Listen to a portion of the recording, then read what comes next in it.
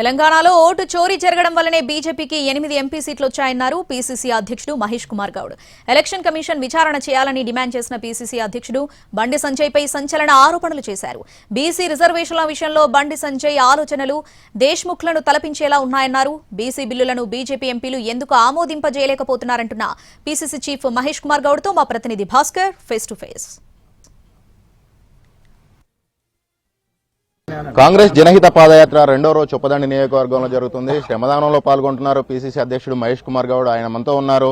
నిన్న కొన్ని సంచలన కామెంట్లు చేశారు. ఆ కామెంట్లకు ఆయన ఏ విధంగా రెస్పాండ్ అవుతారో ఒకసారి చూద్దాం. సార్ చెప్పండి, దేశంలో ఓట్ చోరీ జరిగింది, అది తెలంగాణలో కూడా జరిగింది అంటున్నారు. మీ వద్ద ఏమైనా ఆధారాలు ఉన్నాయా?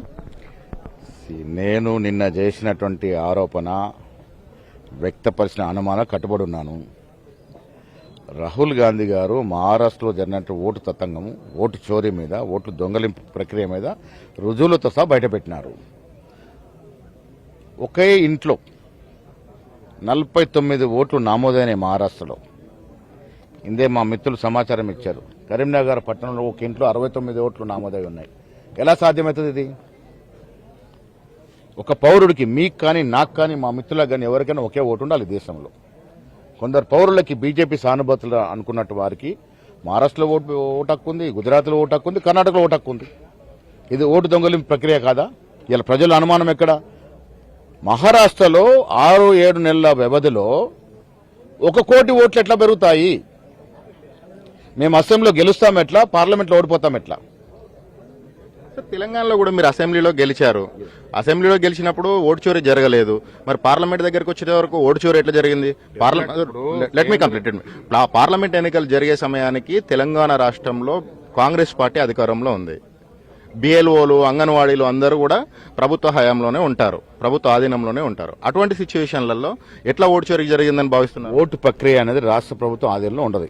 ఎలక్షన్ కమిషన్ ఆఫ్ ఇండియా ఎవరు ఆధీనంలో ఉండకూడదు, స్వయం ప్రతిపత్తి కలిగిన సంస్థ.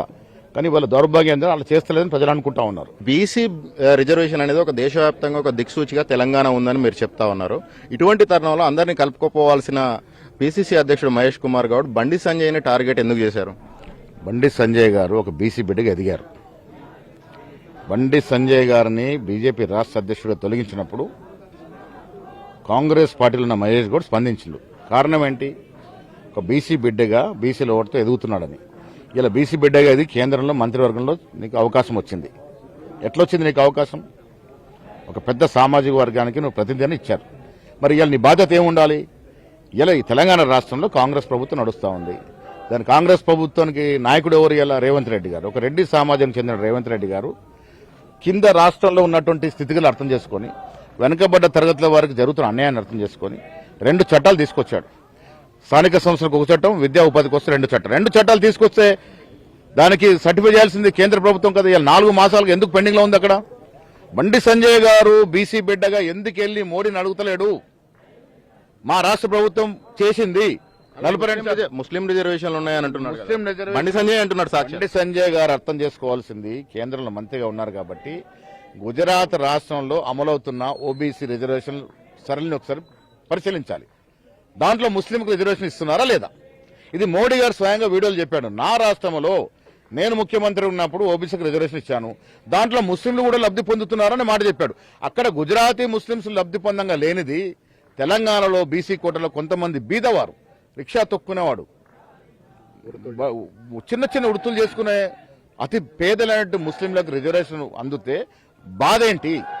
ఇది ఒక నెపం మాత్రమే. అంటే బీసీలకు రిజర్వేషన్ రాకుండా అడ్డుకునే ప్రక్రియలో భాగంగా కిషన్ రెడ్డి గారు రామచంద్ర గారు మాడితే ఆ ఊసులో మీరు పడి బండి సంజయ్ మీ సోదరుడు అంటున్నారు, పెద్ద సామాజిక వర్గం అంటున్నారు. నిన్ననేమో బండి సంజయ్ దేశ్ముఖ్ అని ప్రస్తావించారు.